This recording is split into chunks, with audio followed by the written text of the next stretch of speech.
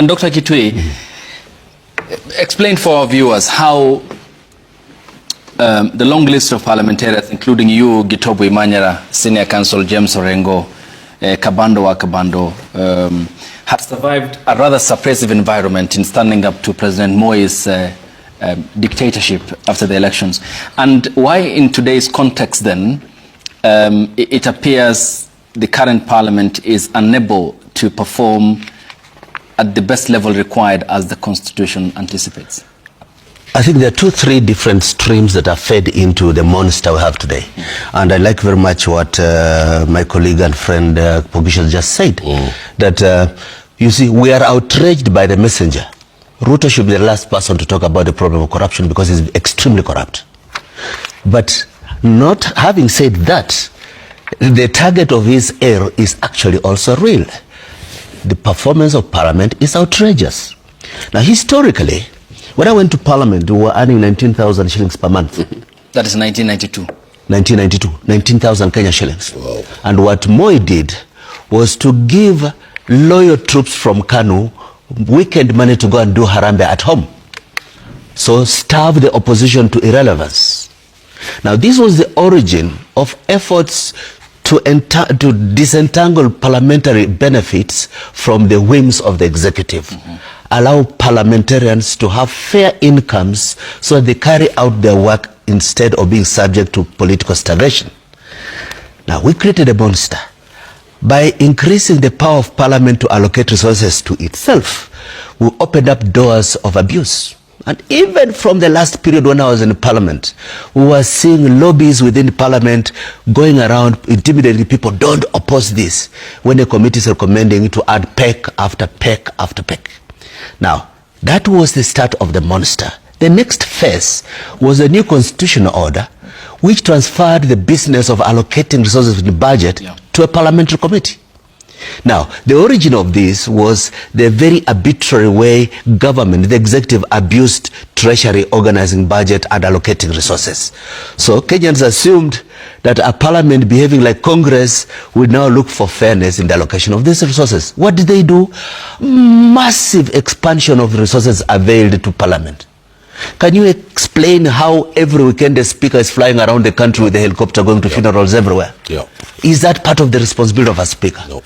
Can you explain why I have served at the highest level internationally in Geneva for 8 years? And what did we see those 8 years? A speaker comes with a delegation of MPs to Geneva. Each MP is given $1,000 per day as per diem. The senior most position in the UN, which I held, were having $350 as per diem per day. Kenyan parliamentarians getting 1,000.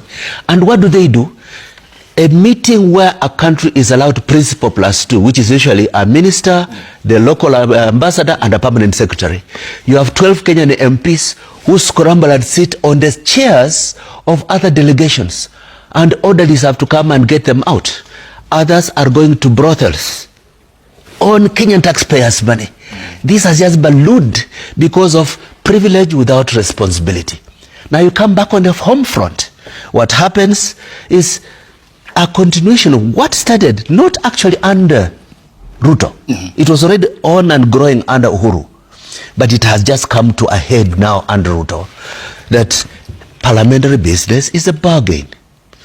We do this, you'll do it for us. One of the reasons why MPs are daring Ruto to name those who have been bribing is that if they are named, they will say you are the one who sent us with your money. If he was a serious person, when he said we'll beat them in jail, would have been waiting, let us see who is bringing to jail. But of course, when Ruto says this thing is lying, he doesn't mean to send anybody to jail. But fundamentally, as my colleagues have mentioned, we are in a moment where turbulence in the legislature, coming at the same time with the declining popularity and relevance of the executive, running towards a very polarizing, potentially polarizing election, are very, very severe clouds of turbulence in the national politics. Okay. Ahmed, looking at the stint of Kenneth Marende, who helped in the eyes of many Kenyans give Parliament institutional integrity, how do you describe today's speakers, both at the Senate and at the National Assembly, 1, 2. Are you appalled, as Kenyans are, by statements including one that was made by Junet Mohammed at the height of the plucking of Ruto loyalists in 2020 from plum parliamentary positions that, look, you guys, had you been cows like us, then you wouldn't face these consequences? Is that description a befitting one for a member of parliament? I think Mr. Junet Mohammed, who's a gunslinger for Mr. Odinga, and Mr. Duale, who is the gunslinger for Mr. Ruto. Over the weekend, you could see Mr. Duale's preposterous statements about a looming civil war in this country. He was speaking in the native tongue, in which, of course, I understand and you understand. And I think that I remember 2007, just before we went into 2008, the same kind of discourse was in the air. And this kind of language is produced to make the citizenry cow under the umbrella of intimidation. And I'm really appalled that the institutions that we created in the constitutions, like the commissions that are supposed to deal with issues of hate speech and ethnic slandering, it's just dead. You know why they're dead? Because the president has captured every institution we have in this country. And what is left now is the popular media, the gazettes, the newspapers, the radio, the public intellectuals like the ones who are sitting here today, politicians who are in the opposition. It smacks of the clock being turned back about 20 years. You know, President Ruto is a child of Kanu. Kanu had a left wing.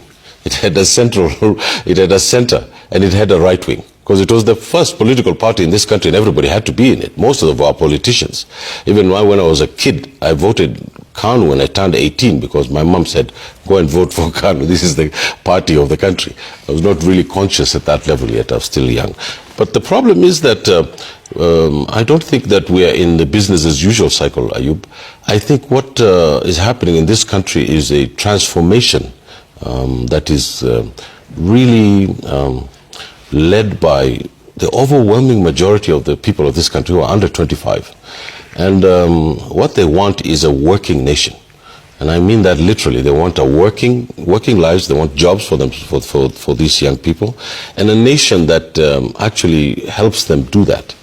And I believe firmly that in 2027, there is going to be not an earthquake, but a shattering of events, because the vote. I'm surprised these kids have waited for the vote. I thought that there's going to be much more trouble before we get to 2027.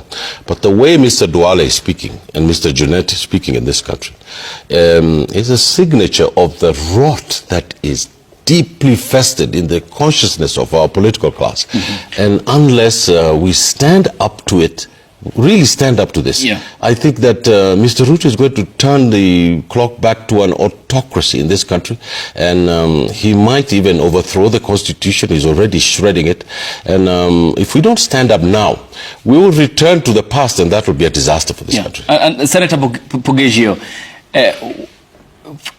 from an experience perspective, when you served as the leader of the majority, you being a beneficiary of that clampdown on the loyalists of then Deputy President. Ideally, are some of these expressions about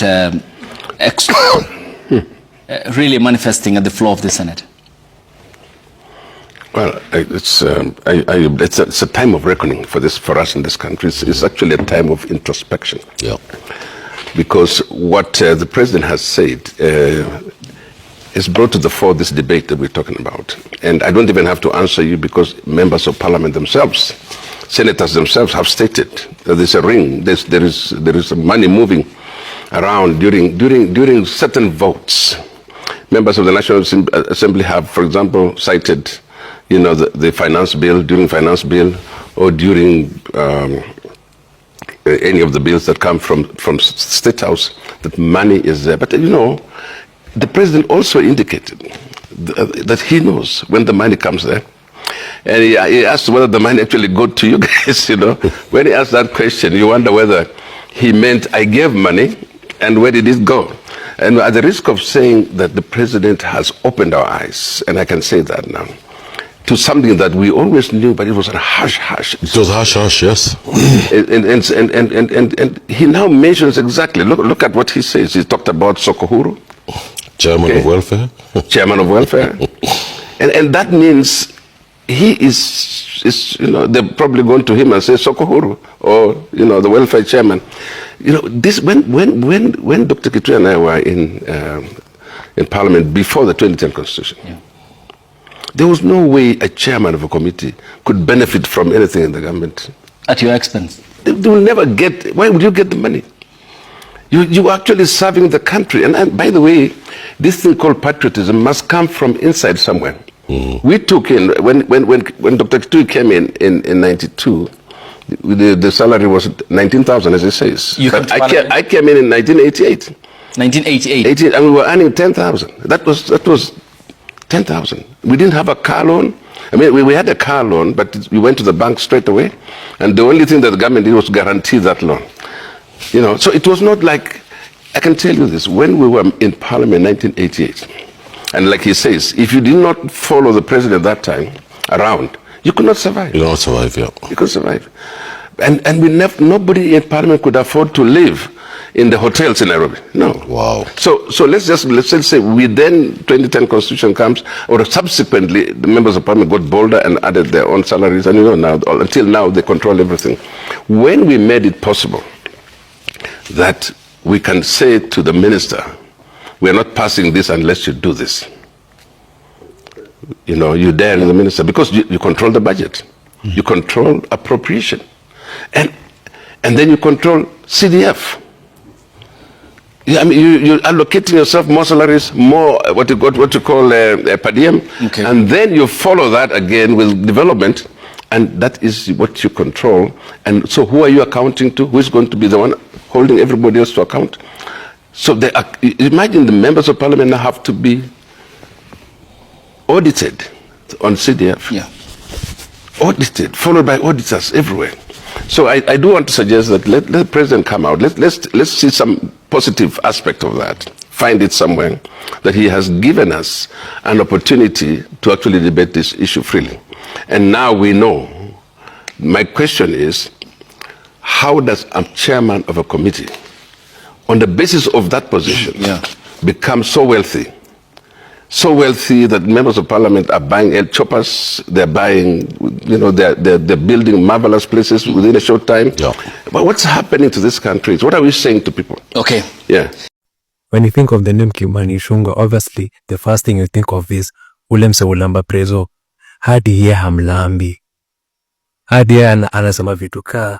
That is why the Parliament has the power to impeach the president. I want first to encourage members that nothing and nobody should instill fear in you in doing your work as members of Parliament. Because you are duly elected by the people of Kenya to exercise oversight even over the executive, even the office of the president, and even the president himself.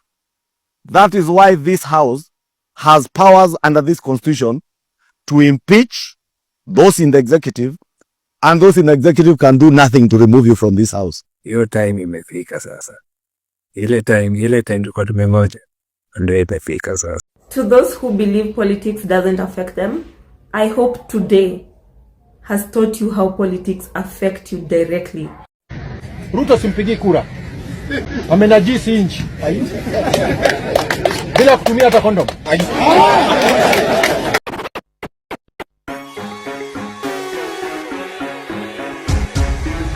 This is Selector Dede. Wanadhani ya si bongo lala, ikikupita we bongo lala, na walosema jana iwezi fika leo, tuko ground tunasoja. Hati jikuku mewaka sana, na mabisto na chafua raja, na walosema jana iwezi fika leo, tuko ground tunasoja. Hakuna mboka, peleke shuleni watasoma, madaktari wamegoma, hapa sani Yesu atatuponya. Wambie punde imechoka sana, farasi bado ijapatikana, Ni mandai wanagonya na mali wanaponda, unakonda unanona. Maandamano, maandamano, maandamano, maandamano, amise maandamano, maandamano.